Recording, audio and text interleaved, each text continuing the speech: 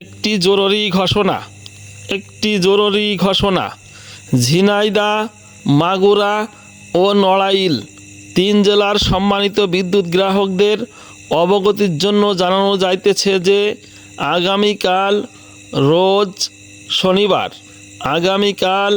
রোজ শনিবার 18 অক্টোবর 2025 খ্রিস্টাব্দ 132 KV line রক্ষণাবেক্ষণ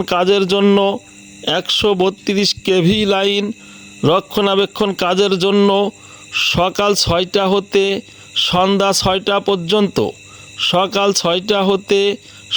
6টা পর্যন্ত বিদ্যুৎ সরবরাহ বন্ধ থাকবে। ঝিনাইদহ, মাগুরা, নড়াইল 3 জেলার 14টি উপজেলায় বিদ্যুৎ সরবরাহ বন্ধ থাকার জন্য কর্তৃপক্ষ আন্তরিকভাবে দুঃখিত। সবাই ভিডিওটা বেশি বেশি শেয়ার করে সবাইকে দেখার সুযোগ করে দেবেন। সবাই ভালো থাকবেন। আল্লাহ হাফেজ।